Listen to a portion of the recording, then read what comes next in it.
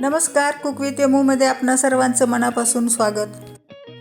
आज आपल्या किचनमध्ये मी करते भरपूर सारण भरून, लाटताना कडापर्यंत सारण पसरलेली, भाजताना न फुटता टम्म फुगणारी, तसंच थंड झाल्यावर चिवट किंवा वातट न होता मऊ खुसखुशीत राहणारी आणि खायला एकदम खमंग तोंडात टाकताच विरघळणारी तिळगुळ पोळी।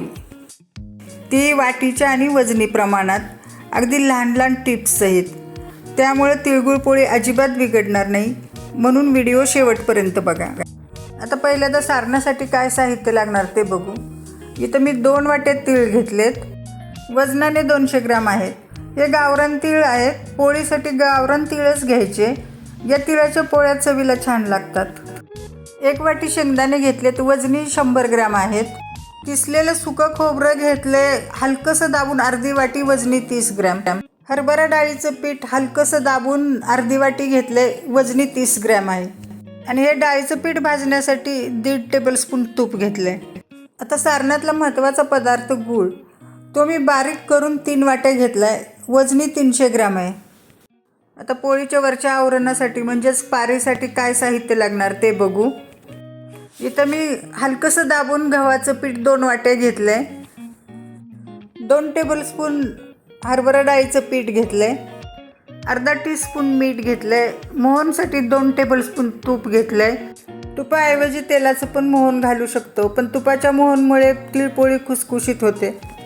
आणि पोळी लाटण्यासाठी तांदळाचं पीठ घेतले, तांदळाच्या पिठावर पोळी लाटली की ती पोळपाटाला चिकटत नाही। आता सारण करायला घेऊ। मीडियम गॅसवर कढई तापायला ठेवली, त्यामध्ये शेंगदाणे घातलेत। शेंगदाणे सारखे हलवत राहायचे, ते भाजत आले की तडतड असा आवाज येतो। 4 मिनिट झालेत, शेंगदाणे भाजलेत, तडतड असा आवाज पण येतोय। कढई शेंगदाण्यासहित बाजूला ठेवून शेंगदाणे त्यातच थंड होऊ द्यायचे आणि अधूनमधून त्याला हलवत राहायचं। दुसऱ्या कढईत तीळ भाजायला घेतलेत, गॅस आपला मीडियमच आहे। तीळ पण सारखे हलवत राहायचे, ते भाजत आले की आकारानं मोठे होतात आणि त्याचाही तडतड असा आवाज येतो आणि खमंग वास सुटतो। तीळ भाजलेत, खमंग वास सुटलाय, ताटात काढून थंड होण्यासाठी पसरून ठेवायचे। त्याच कढईत खोबरं भाजायला घेतलंय, ते पण सारखं हलवत राहायचं, ते आपल्याला बदामी रंगावर भाजायचं। 2 मिनिट झालेत, खोबरं बदामी रंगावर भाजलंय, प्लेटमध्ये काढून थंड करायला ठेवायचं।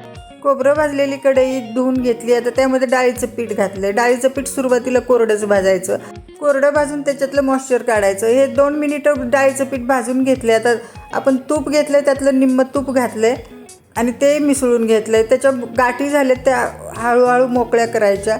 पीठ बदामी रंगावर खमंग भाजायचं। हे पीठ भाजत आले, आता उरलेलं तूप पण त्यामध्ये घातलं। तूप घातलं की परत पिठाच्या गाठी होतात, त्या मोडून घ्यायच्या। पीठ भाजत आले, खमंग वास पण सुटलाय, आता तूप हळूहळू बाहेर पडायला लागलंय। पीठ भाजलंय, थंड करायला ठेव। सारणासाठी शेंगदाणे मिक्सरच्या भांड्यात बारीक करायला घेतलेत। मी भाजलेल्या शेंगदाण्याची साल न काढताच घेतलेत, तुम्ही साल काढून पण घेऊ शकता। मिक्सरचं भांडं पल्स मोडवर बंद चालू करत बारीक कूट करून घेतलंय।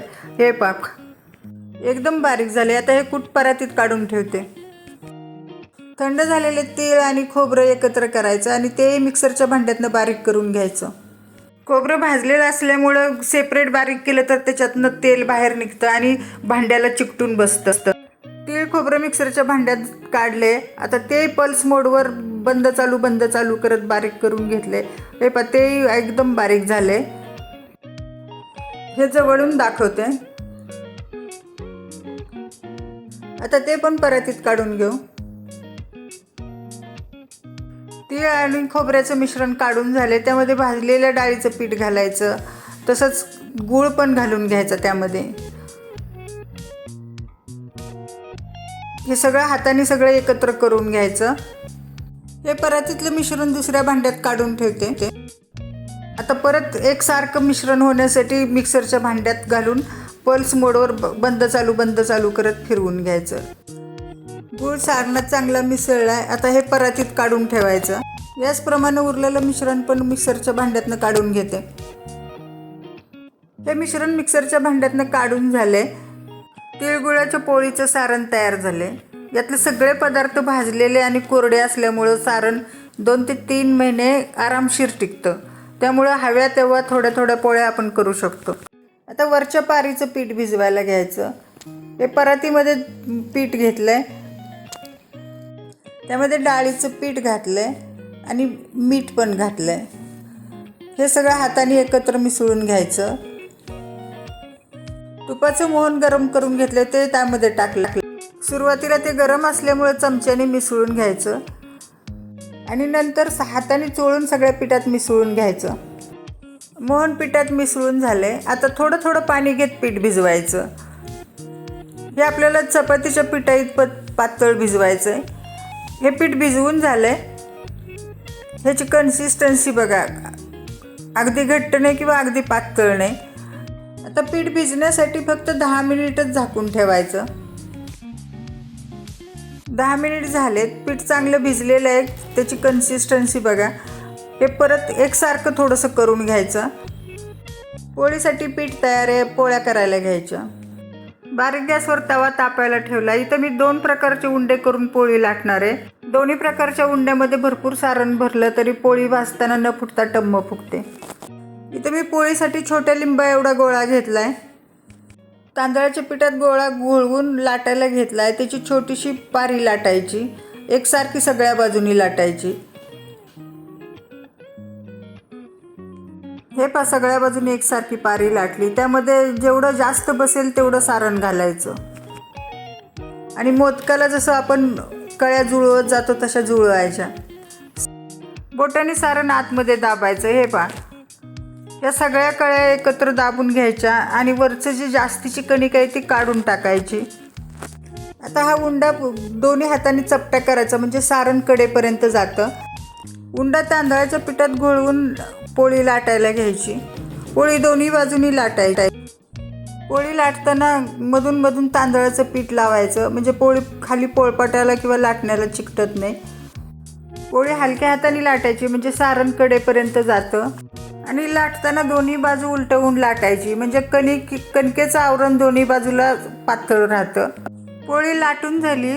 सारण अगदी कडेपर्यंत गेले पाहू शकताय. आता भाजायला घ्यायची. बारीक गॅसवर तवा तापायला ठेवला होता. आता तव्याला सगळ्या बाजूनी तेल लावून घ्यायचं आणि पोळी टाकायची. यावेळेला गॅस मीडियम करायचा.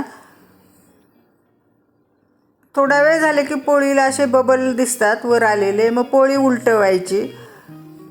या पहिल्या बाजूला सगळ्या बाजूनी तेल लावून घ्यायचं. पोळी फुगायला लागली बघा. परत उलटवायची. पोळी टम्म फुगली. आता दुसऱ्या बाजूनी पण तेल लावायचं आणि उलटून घ्यायची. पोळी दोन्ही बाजूनी छान भाजली. भरपूर सारण भरून पण फुटली नाही. आता तिला थंड होण्यासाठी पापड भाजण्याच्या जाळीवर ठेवायची म्हणजे खालच्या बाजूनी ओलसर होणार नाही. आता दुसऱ्या प्रकारचा उंडा करून पोळी करू. छोट्या लिंबा एवढा कणकेचा गोळा घेतला आहे. त्याला गोल करून तांदळाच्या पिठात घोळवून घेतला आहे आणि नेहमी आपण पुरणपोळीचा उंडा करतो त्याप्रमाणे दोन्ही हातात धरून बोटाने दाबत गोल गोल फिरवत खोलगट वाटीचा आकार करायचा. कडा पातळ करायचा आणि मध्ये थोडंसं जाड ठेवायचं. जेवढी शक्य होईल तेवढी मोठी पारी करायची. पारी करून झाली. त्यात बसेल तेवढं भरपूर असं सारण घालायचं आणि सारण अंगठ्याने खाली दाबत दाबत कणकेचा भाग जवळ घ्यायचा. सारण वर आले की बोटाने खाली दाबायचं आणि हळूहळू हा कणकेचा भाग जवळ घेत एकत्र करायचा. कणकेचा भाग एकत्र करून मिटवून घेतला आहे. आता तो चपटा करून हाताने दाबून घ्यायचा म्हणजे सारण कडेपर्यंत जातं. आता हा तांदळाच्या पिठात घोळवून लाटायला घ्यायची पोळी. पोळी हलक्या हातानेच लाटायची. गोल गोल फिरवत लाटून घ्यायची आणि अधूनमधून तांदळाचं पीठ टाकायचं म्हणजे पोळपाटाला चिकटत नाही. दोन्ही बाजूने एकसारखी लाटायची. या अधूनमधून उलटवून पण लाटायची. सारखं उलटवून लाटल्यानं पोळीची कणिक दोन्ही बाजूला पातळ राहते आणि पोळी खायला खुसखुशीत लागते. ही पोळी लाटून झाली बघा. अगदी सारण कडेपर्यंत गेले. आता भाजायला घ्यायची. हे थोडेसे बबल आलेत. पोळी उलटवायची. तेल लावायचं. आणि परत खालची बाजू वर घ्यायची. या बाजूला पण तेल लावायचं.